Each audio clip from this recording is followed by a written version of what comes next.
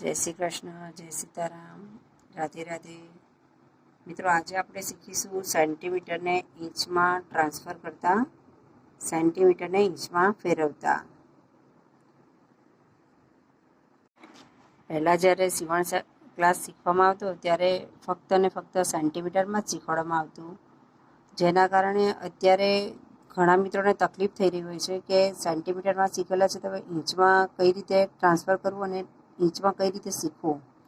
તો એમની માટે ખાસ આ વિડીયો બનાવ્યો છે, જે હું તમને હવે દોરીને મેં લખીને સમજાવવાની કોશિશ કરી છે. આશા રાખું છું કે તમને સારી રીતે સમજાશે.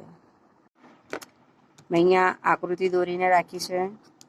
આ સેન્ટીમીટરને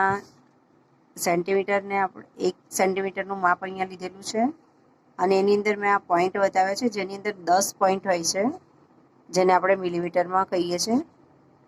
અહીંયાથી અહીંયા લઈએ એટલે એને 1 મિલીમીટર કહેવાય છે. અહીંયાથી અહીંયા આવો તો પહેલા પોઈન્ટને 0 સેન્ટરથી અહીંયા 1 મિલીમીટર, 2 મિલીમીટર, 3 મિલીમીટર, 4 મિલીમીટર ને અહીંયા આવે એટલે 5 મિલીમીટર, જેને આપણે સેન્ટીમીટરમાં કહીએ છીએ 0.5 મીમી. હવે આગળ જઈએ તો અહીંયાથી અહીંયા 6 મિલીમીટર, 7 મિલીમીટર, 8 મિલીમીટર, 9 મિલીમીટર ને 10 મિલીમીટર થાય એટલે 1 સેન્ટીમીટર આપણું પૂરું થયું છે. હવે અહીંયા આ તો સમજાયું છે. હવે આપણે અહીંયા મેં સ્કેલ બનાવી છે. આ સાઈડ સેન્ટીમીટર છે અને આ સાઈડ ઇંચમાં બનાવેલી છે, જે તમે ધ્યાનથી જોઈ શકો છો. 1 ઇંચની અંદર અહીંયાથી અહીંયાને 5 ઇંચ કહેવામાં આવે છે, જે મેં અહીંયા લખીને પણ બતાવ્યું છે. 5 ઇંચ, પણ એને જ્યારે આપણે આ રીતે લખવાનું હોય તો તેને 1/4 ભાગ, 1 રૂપિયાનો આ ચોથો ભાગ છે, જેને 1/4 ભાગ કહેવાય છે. અહીંયા આગળ અડધો ઇંચ છે તો એને અડધો ઇંચ અને 1/2 કહેવામાં આવે છે. આ રીતે અહીંયાથી અહીંયા છે 0.5 ઇંચ અને એને 0.5 ઇંચ, એનું 3/4. અહીંયાથી અહીંયા આવશે 1 ઇંચ પૂરો થઈ ગયો છે. ત્યારે એને સેન્ટીમીટરમાં કઈ રીતે ગણવામાં આવે છે? સેન્ટીમીટરમાં આ 5 ઇંચની લાઈનને તમે જોઈ શકો છો કે 5 મિલીમીટરની નીચે આપણી લાઈન ગઈ છે. અહીંયાથી અહીંયા 1 સેન્ટીમીટર છે, જેની અંદર આ 5 મિલીમીટર એટલે કે 1 સેન્ટીમીટરનો અડધો ભાગ છે આ. તો આપણી જે 5 ઇંચની લાઈન છે એ આની નીચે જઈ રહી છે. હવે આની નીચે જાય છે એના કારણે એને 0.6 માપ આપવામાં આવે છે. એવી જ રીતે આપણે અડધો ઇંચનું માપ 1 સેન્ટીમીટરની નીચેથી જઈ રહ્યું છે એટલે એને 1.3 સેન્ટીમીટર કહેવામાં આવે છે. એ જ રીતે આપણું 0.5 ઇંચનું માપ 2 સેન્ટીમીટરની ઉપર છે અને 1.5 સેન્ટીમીટરની નીચે છે, જેથી તેને 1.9 માપ આપવામાં આવ્યું છે. જ્યારે 1 ઇંચ આપણો જે પૂરો થાય છે તેનું માપ બરાબર 2 સેન્ટીમીટર નીચે 5 મિલીમીટર જે માપ છે, એટલે કે 2.5 સેન્ટીમીટર માપ છે, ત્યાંથી જ પસાર થાય છે.